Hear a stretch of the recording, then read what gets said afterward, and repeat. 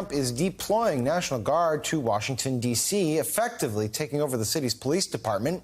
Trump made that announcement yesterday, putting Attorney General Pam Bondi in charge. He called it, quote, Liberation Day for the nation's capital, amid claims that D.C. is one of the most dangerous cities in the world. This despite police data showing that violent crime has been trending down for a second year in a row. This issue directly impacts the functioning of the federal government and is a threat to America, really. It's a threat to our country. We have other cities also that are bad, very bad. You look at Chicago, how bad it is. You look at Los Angeles, how bad it is. We have other cities that are very bad. New York has a problem. And then you have, of course, Baltimore and Oakland. We don't even mention that anymore. They're so far gone. We're not going to let it happen. We're not going to lose our cities over this. And this will go further. We're starting very strongly with D.C., and we're going to clean it up real quick, very quickly, as they say.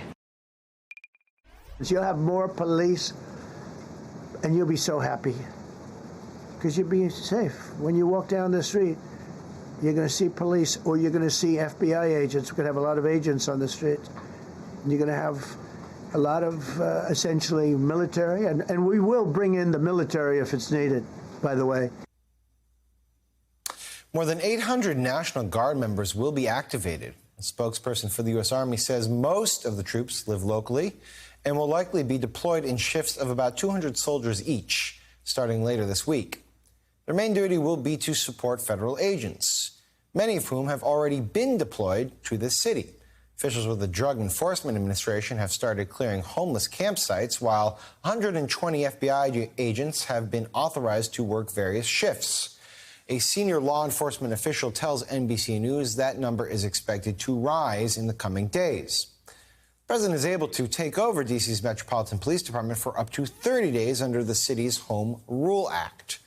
This is the first time a president has done so. Democratic Mayor Muriel Bowser expressed her disappointment yesterday, but also made it clear she plans to comply with the order. While this action today is unsettling and unprecedented, I can't say that given some of the rhetoric of the past, that we're totally surprised. My tenor will be appropriate for what I think is important for the district. And what's important for the district is that we can take care of our citizens. And if people are concerned about a president's ability to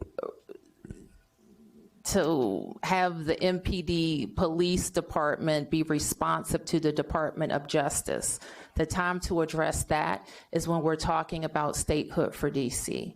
If people are concerned about the president being able to move the National Guard into our city, the time to do that would have been when the Congress had a bill that it could have given control of the DC National Guard to DC.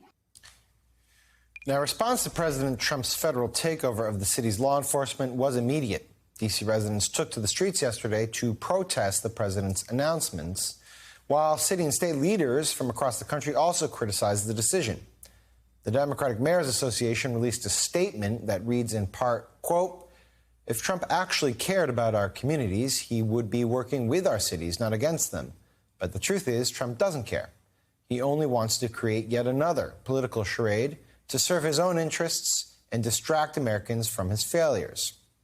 Meanwhile, Maryland Governor Wes Moore responded to President Trump's idea of extending the security measures to Baltimore, writing, quote, we've achieved among the most impressive drops in violent crime anywhere in the country over the past 2.5 years. We await outreach from the White House if they want to have a serious conversation about public safety, but we won't hold our breath. In Illinois, Governor J.B. Pritzker argued the Constitution would stop Trump from sending troops to Chicago. It's not surprising to me that he suggests violating the law. He's done it many times and been convicted of it 34 times. And so I would just say he has absolutely no right and no legal ability to send troops in to the city of Chicago. In contrast to statements like that, law enforcement seems to have a more positive view of the president's actions. chairman of the D.C. union that represents thousands of officers in the Metropolitan Police Department, expressed support for the move while stressing any action from the White House should be temporary. He also argued against the crime statistics from the department in a phone interview with NBC, saying that officers are skewing their reports to manipulate violent crime numbers. Newly confirmed U.S. Attorney for D.C., Jeanine Pirro, also spoke about the need to crack down on crime in D.C.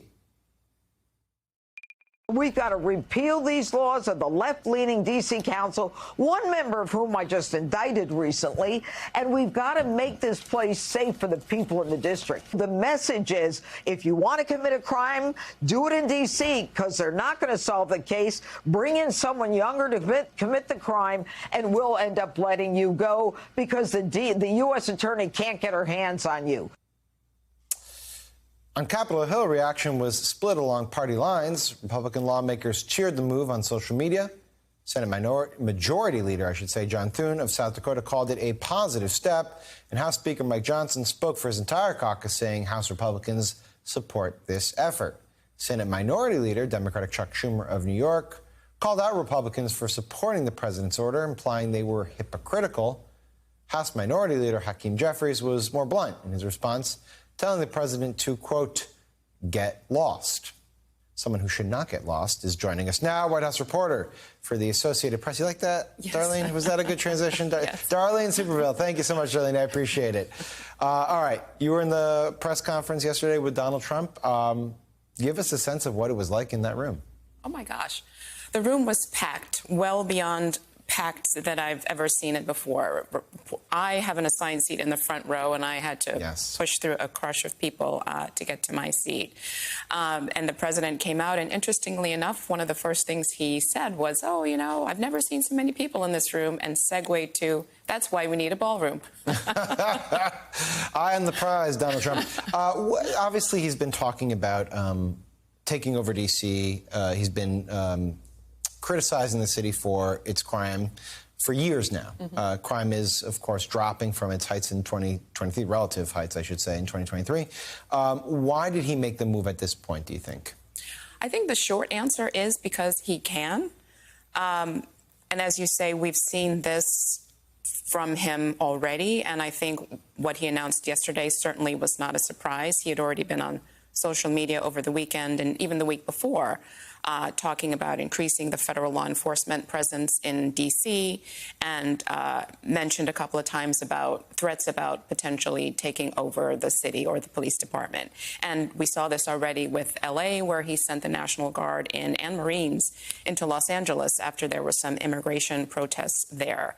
So it's just a continuation, I think, of his just wanting to be in control of more and more and more of the country and cities and that sort of thing. It does seem a little bit like he's testing how far he can push it. I mean, there was notable that he said Baltimore, Oakland, Chicago, they may be next. Right. He did mention those cities, and he did say that many of those cities are watching what he's doing, what he's doing, because, and then they will take steps, in his words, to self-clean up and maybe forestall him sending troops into the preemptive action to prevent him from sending in the National Guard. We'll see. We'll see. All right. President Trump has announced, meanwhile, plans to nominate a longtime skeptic of the Bureau of Labor Statistics as the new head of the agency. The president revealed his pick of Dr. E. Jean Antoni on social media as the next commissioner of the Bureau. Antoni is currently chief economist at the Conservative Heritage Foundation and a contributor to the Project 2025 policy framework.